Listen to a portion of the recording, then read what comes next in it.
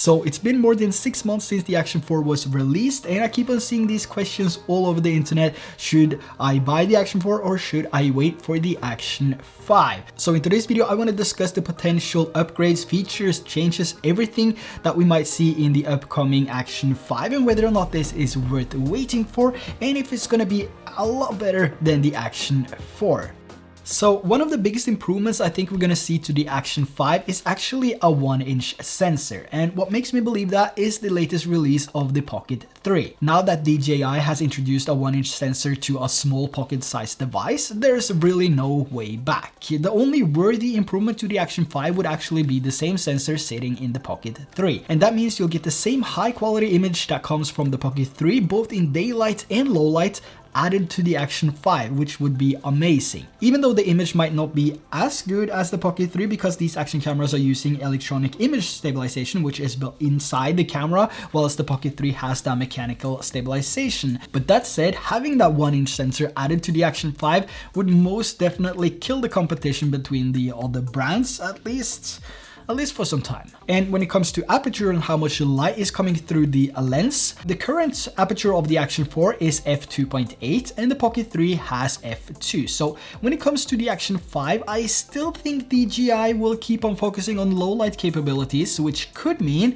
that we get the same f2 aperture on the Action 5 or something in between, like f2.3 or f2.6 or something like that, especially now that we have the Ace Pro, which is killing it in low light. And I'm sure DJI wants to get back on top when it comes to low light videos, which is another reason I believe a 1-inch sensor is a must. And when it comes to features, I don't think we'll see that many added features to the Action 5.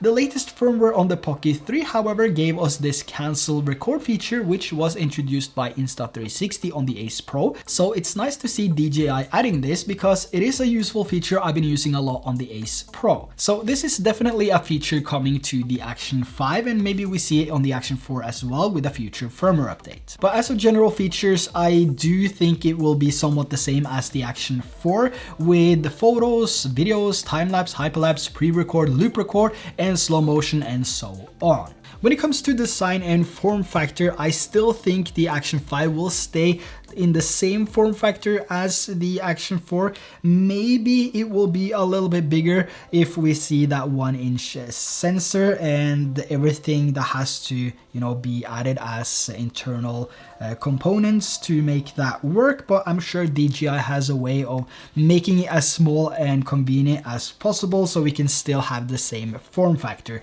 And I also think the quick lock system on the Action 5 will stay the same, which means we can use the lock system from the Action 2, 3, and 4 with the Action 5. And I also think the battery will stay the same, and if this is true and this happens, that means you only have to buy the Action 5 standalone camera if you already have the Action 3 and 4 or either one, because you will be able to use the same batteries and the same locks, which is really nice. Now, one of the biggest questions, if not the biggest, is resolution.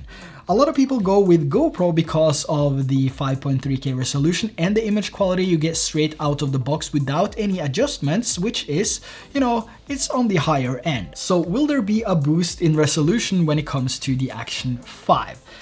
Honestly, I don't think so. I also think that DJI would rather prefer to optimize the internal hardware than adding higher resolution. And most people, including myself, only shoot videos in 4K anyway, and for whatever you and I do here on YouTube, 4K is more than enough. But that said, it would be amazing to see something in the 5K area when it comes to resolution on the Action 5.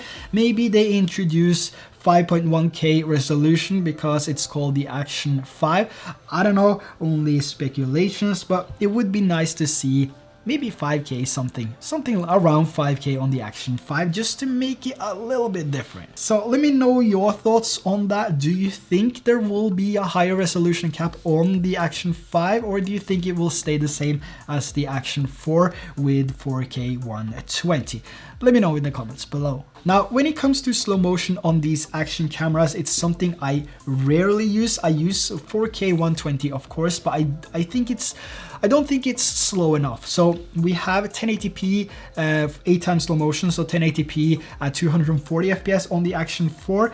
I do think it's time for DJI to take the next step and just introduce 2.7K at 240 FPS like we see on the GoPro. So being an action camera, you kind of want that extra slow motion, whether you do a B-roll, action sports, or speed ramping or something like that. And the 8x slow motion in 1080p looks awful, and I'm sure I'm not the only one thinking that. So it's been a feature I've only used one time, so to have 8x slow motion in 2.7K is definitely on my wish list for the Osmo Action 5. Now the next thing is field of view. Field of view is always a big talking point when it comes to a new action camera. We want them to be as wide as possible with minimal distortion, which is, DJI is doing a really good job on that part. But when it comes to field of view on the Action 5, I don't think we'll see a wider field of view than what we have on the Action 4, because this is the camera with the widest field of view amongst all available action cameras without any accessories. Even though the GoPro Hero 12 has 156 degrees field of view, which is one wider than the Action 4,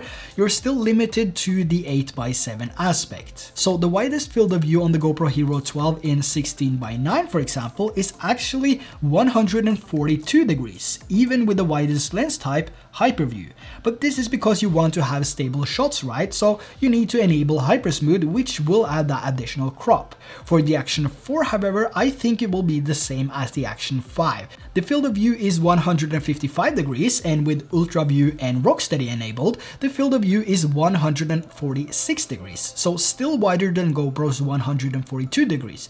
And this is the main reason I think the field of view will stay the same, because it's already the widest field of view you can get on the market, and for that reason I don't think DJI would bother adding a wider field of view. And to be honest, it's not really needed either, because, well, if someone was to make it, probably DJI, because they have a way of making it making the distortion as minimal as possible, which is pretty nice. So I don't think we'll see a wider field of view on the Action 5, because like I said, this is already the widest amongst all action cameras. So let me know your thoughts on that in the comments below.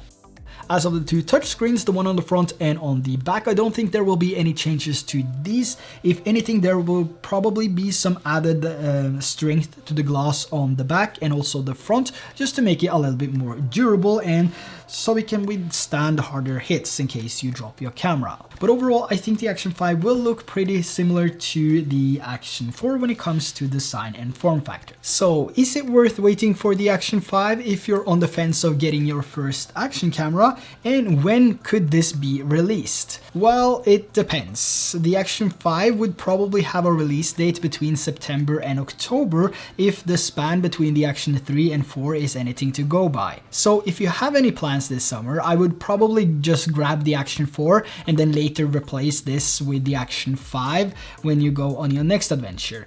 And if my speculations are true, you will only have to grab the Action 5 as a standalone unit if you have the adventure combo with the Action 3 or 4. And if you're not in a rush of getting any camera, it's probably worth waiting for. I'm almost certain that we're gonna see some big improvements when it comes to the Action 5, and that these improvements are worth waiting for. So what's your thoughts on the upcoming Action 5? Do you think it will stay the same as the Action 4 with minor upgrades? Or do you think we will see that 1-inch sensor? Hopefully DJI sees this video and can get some ideas based on your comments that you leave down there below. So make sure to leave your thoughts down there and also hit that like button for the 1-inch sensor so more people can see this video and hopefully help DJI make the best action camera ever made. So that's everything I had for you today. I really hope that you enjoyed this video, and if you enjoy videos like this or want to see more videos about action cameras, drones, and tech related stuff, make sure to hit that subscribe button. So with that said, thanks for watching and I'll see you soon.